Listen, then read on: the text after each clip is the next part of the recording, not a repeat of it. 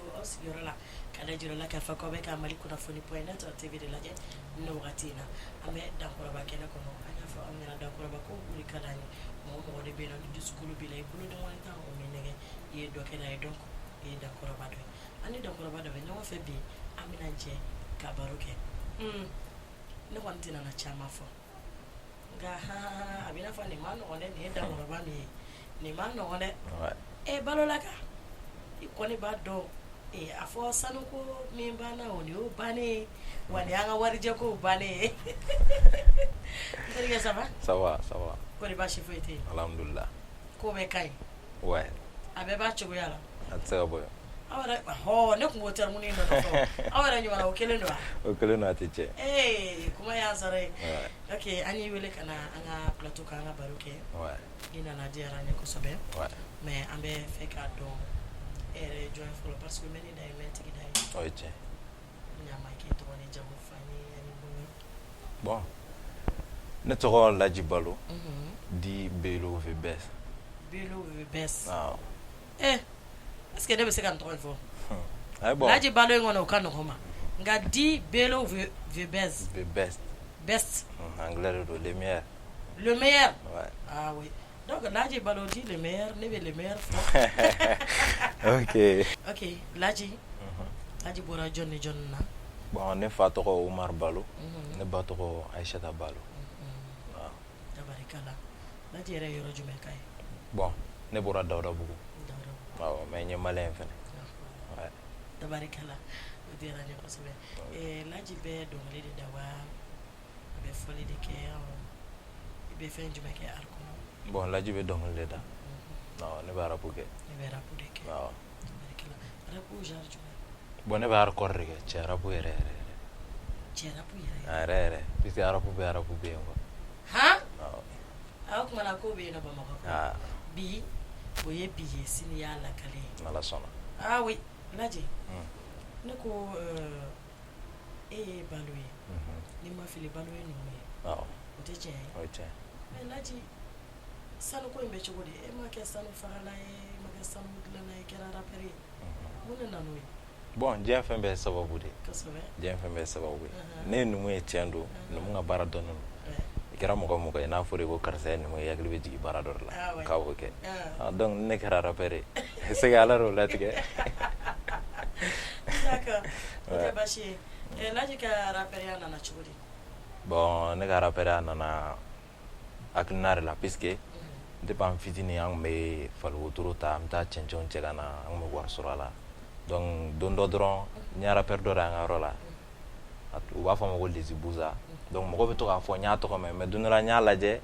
n y'a ye nin ye dɔnkilidala ye n y'a ka son lamɛn n ko ayi n ka nin tɛ se ka kɛ o. Ne ni n ka dɔnniya sigilen don n bɛ dɔnkilida la tantɔ a tɔgɔ tɛ ka bɔ n k'a bɛ kulonkɛ la i jɔ ne ka na u dɛsɛlen don min na a ka n'a yir'u la. Mɔgɔ min bɛ dɔnkilida la e ka bɔ i ka fali wotoro la ka na k'e bɛna ɲɛ yira o la. Fɛn dɔ de don Ala t'a di bɛɛ ma. Voilà donc o yɔrɔ yɛrɛ la rappeur bɛ siran ne an ka sigida la a bɛɛ bɛ siran ne ka da o yɔrɔ de kan puisque u si t'a dɔn ne donna dɔnkilida la ko min na mais don o don n b'a f'u ye ne ka dɔnkilida kun tɛ dɔ wɛrɛ ye u bɛ ka rap tɔgɔ min tiɲɛ il faut que mɔgɔ ka sɔrɔ min t'a tɔgɔ tiɲɛ bɛɛ k'a dɔn k'a kanu quoi. Donc o kama ne donna dɔnkilida la fantanw tɛ se ka fɛn dɔ fɔ da la k'a bɛ mɛn ne y'a fɔ n ka dɔnkili la mɔgɔw b'a mɛn donc ko dɔ bɛ se ka kɛ sigida fɛnɛ la bɛɛ tɛ bɔ a kalama ne y'a fɔ dɔnkili la a bɛ mɛn ani dugu m'an denmisɛnninw yɛrɛ fɛnɛ kan o hakilina caman nana na donc n donna dɔnkilida la n y'a sɔn suguya camanw bɔ. Laji Ala k'i mɛn kɔrɔ. Amina rabi. I bɛ baara wɛrɛ kɛ yanni i ka don dɔnkilida la ou bien i donnen o dɔnkilida la i bɛ ka baara wɛrɛ kɛ? Bon n tun bɛ étude de kɛ n tun bɛ kalan kɛ n ye n to kalan de la ka don dɔnkilida la mais dɔnkilida ani kalan na a ye n lase baara ma donc n ye kalan bila finalement n bɛ baara de kɛ o kɔni o tɛ ni mɔgɔ cɛ baara ye baara ye n bɛ n ka baara kɛ ni dɔnkilida bɛ yen n bɛ n ka dɔnkilida mais a tɛ ɲɔgɔn cɛ ne ye tailleur de ye. Cɛ mɔgɔ yɛrɛ ɲɛ bɛ Laji sigilen na e b'a dɔn ko tailleur don wa? Non bɛɛ tɛ se ka dɔn. Yarɔ bɛɛ tɛ se ka dɔn. Bɛɛ tɛ se ka dɔn. D'accord. Laji o diyara n ye. An bɛ wagati min na i ko sisan nɔ est-ce que album b'i bolo? bon album tɛ n bolo fɔlɔ i ma album foyi da ayi i ye single joli ɲɔgɔn kɛ n ye single 17 ɲɔgɔn kɛ single 17 awɔ mun y'i bali ka kɛ album ye ou bien album bɛ yen nɔ non album tɛ mais min ye n bali ka kɛ album ye a tɛ i b'a fɔ n banna a ma n ma ban a ma a bɛ n kunna mais n yɛrɛ de kɛlen don k'a bila wagati dɔ ka se n ka sɔrɔ k'a kɛ puisque ko bɛna wagati dɔ voilà i tɛ girin fɛn kan quoi i b'a to a bɛna a yɛrɛ ma tabarikala Laji baara in kɔnɔ i ye gɛlɛya dɔ sɔrɔ a la gɛlɛya caman a tɛ taa o kɔ gɛlɛya caman puisque n y'a f'i ye cogo min ne ye arabu dɔn n ye mɔgɔ dɔ de ye k'a ye k'a fɔ nin bɛ k'a kɛ a tɛ ka se faut que n k'a ɲɛ yira donc o kɔnɔ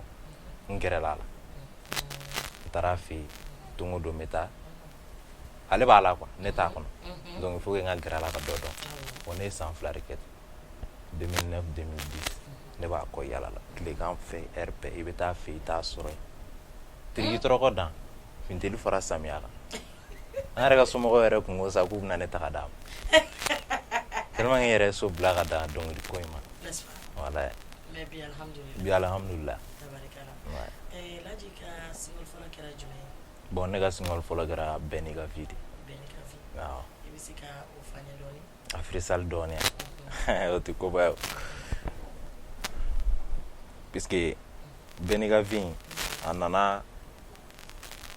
depuis lawale mais n y'a kɛ n ka dɔnkili da kuma puisque depuis 2009 a fɛn fitinin bɛ n bolo n y'a fara ɲɔgɔn kan k'a fara ɲɔgɔn kan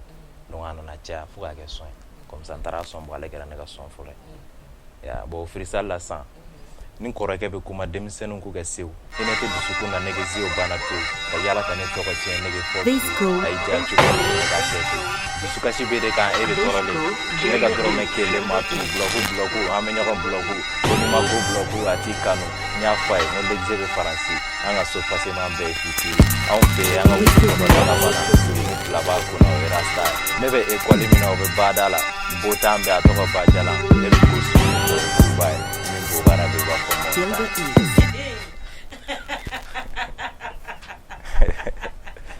yeah ayi tiɲɛ na donc e yɛrɛ y'i ka a bɛ fɔ siɲɛ kelen na a tɛ tɛmɛ nin kan bon n'a ɲɔgɔnna caman ko di sa n'u ye ne dɔn nin bɛɛ kɔfɛ u bɛ ne munnu ma jɔ Laji k'e munnu ma jɔ jamana in kɔnɔ yan o ye diyagoya de tabarikala Ala k'o dɔn jira n na amina rabi Laji single filanan kɛra jumɛn ye bon single filanan o kɛra ne ka don i ka don awɔ ne ka don donc e tun b'i ka don kan o don bon n ye son in idée sɔrɔ ne ka don parce que anw tile en un mot son in bɛ ten anw tile voilà donc n ye son in idée ta ten k'a kɛ ne ka don ye donc i bɛ se ka son lamɛn i b'a fɔ ko ne ka don mais n'i y'a lamɛn i b'i yɛrɛ y'a kɔnɔ a bɛ b'a fɔ an jeunes an bɛɛ de ta don bon o de kɛra ne ka single filanan ye i bɛ se ka dɔɔni fɔ an ye freestyle la ko ne bɛ jarabi ka ɲɛfɛla filɛ i ka kɔfɛla to ye bubara bɛ yɛrɛ a bɛ maaw nɛgɛ n ka tilancɛ bɛɛ foyi gonu bɛ ka ɲɔgɔn yala somaw fɛ yen ko tɔ ye cɛ ko ye a daga di dɔ la ni dɔ ye ni cɛ t'i fɛ o tɛ ala nɔ ye ko ye kungo dɔ bɛ bɛɛ da la an ka génération tiɲɛna a kun ye réseau ye an bɛ ɲɔgɔn ka vie tiɲɛ whatsapp facebook ka ni ɲɔgɔn photo ye i tɛ ne fɛ i bɛ yala i bɛ ne tɔgɔ tiɲɛ i b'a fɔ maaw ye k'i ni ne bɛ ɲɔgɔn fɛ farati ma ɲi kalo yelen na i da de a y'a fɔ jaloux ye u k'u da de ya ya Laji ayi yan'an ka bɔ yan nɔ kalo yelen de farati bɛ ɲɔgɔn ɲɛ sira la ayi a ma ɲi dɛ a ma ɲi ayi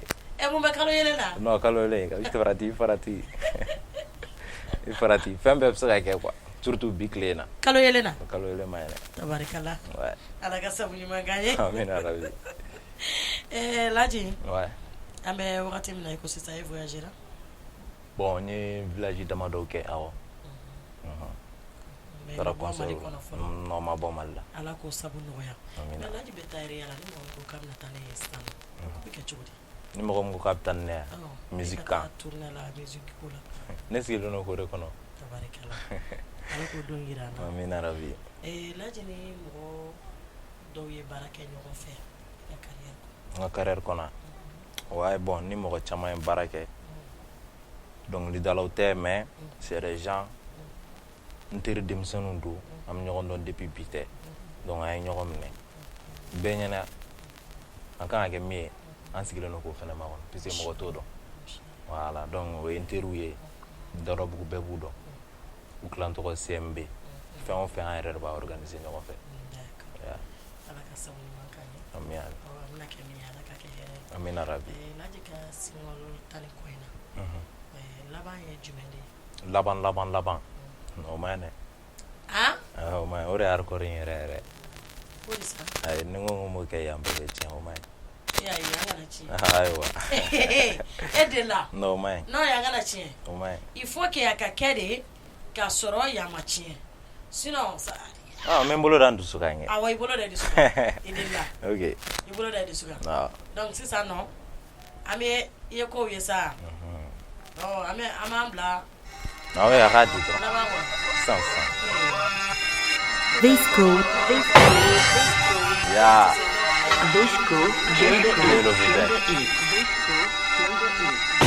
lasi tɛ ne ni ninnu cɛ ninnu bɛɛ ye ne ka den wuya ne ye cɛw feere sɔngɔ kelen mɔnɛ bɛ dɔ wolo ba galagala tɛ pas mon kɔrɔkɛ fɔ ni ma sɔn dalasɛnw bɛ kɛnɛ bɔ an b'a labɔ kilasi face à face e ni ne bitika bɛ fan da ne ka sira ka tɛmɛ fan fa sinon dugu bɛ jɛ kaburu bɛ da i su bɛ don bɛɛ ɲɛna o siga kisɛ kelen tɛ ne la rappeur joli MC joli ne tɔgɔ ma nɔfɔ bɛɛ de bɛ boli biri i n'a fɔ Usain Bolt o fɔ ni ne tɔgɔ tɛna fɔ a banna ha yeah je suis rappeur non gangsta moi je suis un vrai rappeur non clochard fɛn bɛɛ bɛ k'i kɔfi da bɔ n ka kuma la rappeur kun kan ko kuma ne datalen bila yan fɛ bɔ yan fɛ ni tɛ se ta yan fɛ jɔn bɛ se ka ni ɲɔgɔn kɛ yan mali bɛɛ parati ma ɲi k'a bɛ yɛlɛ ne janto rappeur kan ka ne bato bra ne ka flow puissant jahanama ni ne dimina dɔrɔn diɲɛ bɛ ban ne ma ɲinɛ non ne ma ɲinɛ ala ya Laji e kana dimi yɔrɔ awɔ ne dimina ma e kana dimi bolo da i dusu la ok ɲa ko fɛn jumɛn bɛ taa jahanama la ne ka flow puissance min min mɔnda voilà ale ni jahanama de bɛ comparer donc rappeur b'u kɔlɔsi ne dimina don min diɲɛ bɛ ban puisque ne mana kuma a ma ɲi ayi e kana dimi ayiwa e k'i bolo da i dusu la ɲamɛ barisa ne yɛrɛ filɛ yɔrɔ min na fɛn saba bɛ yen nɔ man di ne ye bana man di ne ye kɔrɔ man di ne ye saya man di ne ye e dun ko ni diɲɛ bɛ ban donc dun ayi bɔn diɲɛ bɛ ban kuma don n y'a fɔ mais n kelen dɔrɔn de b'a kɔrɔ dɔn ni n ko diɲɛ bɛ ban n m'a fɔ bɛɛ ka diɲɛ bɛ ban mais ni ne dimina diɲɛ bɛ ban n bɛ fɛ k'a fɔ rappeur ye ni ne dimina u ka rap ko de bɛ ban d'accord voilà ne dimina u ka rap ko bɛ ban de pewu o tuma na e kana dimi ayiwa i bolo da i dusu kan ɲamɛ e ke Laji baara in kɔnɔ fɛn jumɛn bɛ ka kɛ min man di ye baara in yɛrɛ kɔnɔ a tɛ se ala rappeur ya bon fɛn caman bɛ yen min man di ne ye e k'i da maga dɔrɔn puisque rappeur ya yɛrɛ bi a tiɲɛna trop an dɔw ma dɔn an tɔgɔ ma bɔ diɲɛmaw lamɛn o de bɛ ka ne yɛrɛ tɔɔrɔ puisque anw de kan ka lamɛn wa anw de kan ka labɔ i bɛ bi rappeur lajɛ dɔnkilida yɛrɛ kɔnɔ fɛn dɔ bɛ kɛ i tɛ se ka da la quoi i tɛ se ka sɔn quoi i n'a fɔ fɛn a jumɛn cɛman ye i t'a sɔrɔ u ka clipw la sisan u tɛ fini ɲɛnaman don bon dɔw bɛ video kɛ k'a ka d'u ye u bɛ manamana kow kɛ et puis u yɛrɛ dama ni ɲɔgɔn cɛ an bɛɛ maliyɛn u bɛ fɛnw kɛ ka fɛnw ta ka ɲɛsin ɲɔgɔn ma dɔnkilida yɛrɛ kɔnɔ min ma ɲi c'est pas joli bɛɛ ka k'i yɛrɛ ye quoi puisque n'an ko k'an taara kɔfɛ an taar'u sɔrɔ yen cogo min k'an y'u ladege an tɛ se ka k'u ye mais n'an b'an fɛ min ka kan ani min ka ɲi an k'o kɛ jiri kuru mɛn o mɛn ji la a tɛ se ka kɛ baba ye awada o kɔrɔ t'o ye sa ok Laji baara in kɔnɔ sisan mais est ce que kunun rap taabolo ani bi ta taabolo est ce que kelen don wa kunun rap ni bi rap kelen tɛ o de sa mais kunun rap ni bi rap ma ne fili a ma ne fili a ma ne falen a ma i falen kunun ta ye n sɔrɔ cogo min bi ta ye n sɔrɔ o cogo kelen na donc i b'i ka taabolo a tɛ n falen i b'i cogoya la awɔ a tɛ nin bɔ i cogoya la abada bon ni ne ko n ko e ka ladilikan dɔ di i dɔgɔninw n'i yɛrɛ ka génération ma e bɛ mun f'u ye ne bɛ mun f'u ye puisque ne b'a fɔ n ko dans le monde ici on n'a pas le choix bɛɛ b'o fɔ n ko mais saya filɛ nin balo filɛ nin est-ce qu'on a le choix donc n'a fɔra i ma cɛ i b'i cɛsiri i bɛ baara kɛ ka siniɲɛsigi kana sɔn a ka f'i ma a ka k'i la k'a sɔrɔ i bɛ jama ɲɛfɛ puisque an ye jama ɲɛfɛ mɔgɔw de an de bɛ se ka fɛn fɔ bɛɛ bɛ min mɛn donc ne bɛ se ka min fɔ bɛɛ ye n dɔgɔnin o n kɔrɔkɛ o dɔgɔya tɛ kɛlɛ sa an bɛɛ ka kan yɛrɛ dɔ bɛ sɔn bɔ a b'a fɔ k'an k'an danbe dɔn an b'a fɔ ko non nin sɔn genre t'anw ci il faut que an k'a kɛ tan an k'a dɔn non ni si tɛ adamadenya bɛ se ka kɛ ka sɔrɔ nin bɛɛ tɛ i bɛ se min na i se ye min ye jamana in ko la i b'o de kɛ faut jamais imiter kana fɔ ko mɔgɔ wɛrɛ y'a kɛ n b'a kɛ a bɛ ɲɛ u fɛ mais est ce que a bɛ ɲɛ an fɛ faut bɛɛ k'o de dɔn donc bɛɛ k'a ka dɔnkili da a ka di cogo min mais jamais kana sɔn i ka dɔnkili k'i la fili k'i bila fɛn wɛrɛ la min man ɲi. Ok, d'accord Laji sisan an bɛna jeune dɔ kɛ fɛn fila de bɛ yan an bɛ tirage kɛ nin ye sɛbɛn ye question de sɛbɛnni b'a kɔnɔ suya barani filɛ ne Laji sera k'a dɔn fɛn min b'a kɔnɔ k'a sɔrɔ a ma dayɛlɛ a ko de bɛ kɛ cogo di sisan ne sera k'a dɔn fɛn min bɛ nin kɔnɔ k'a sɔrɔ n m'a dayɛlɛ i yɛrɛ bɛ se k'a ta k'a ko cogo cogo a la mɛ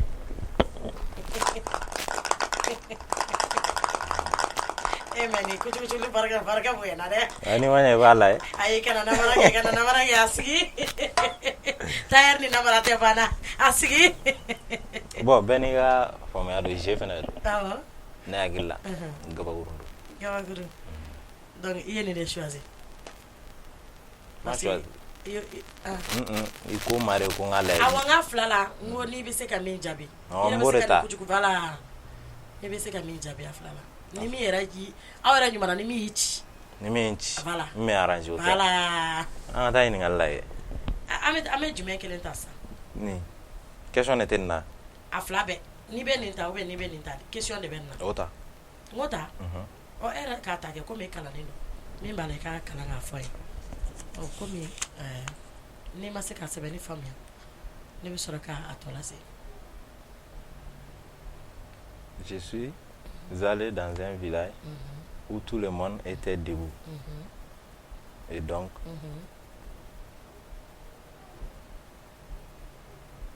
sisan a fana y'u ladege man laban faamu awɔ sisan ne y'a faamuya question min don donc j'en ai fait de même sisan ne taara dugu dɔ la ka taa sɔrɔ bɛɛ lajɛlen jɔlen don n fana ye n jɔ mais n nana jateminɛ kɛ tant que ni mɔgɔ ma ɲɛ ma i tɛ se ka bɔ i nɔ na o tɛ ne kelen yɛrɛ mɔgɔ mɔgɔ jɔlen don dugu in na tant que ni mɔgɔ de ma ɲɛ ma a tɛ se ka bɔ a nɔ na o ye jumɛn ye sisan a b'a sɔrɔ non tanga dɔgɔ n taara dugu dɔ la n taara sɔrɔ bɛɛ jɔlen ne fana ye n jɔ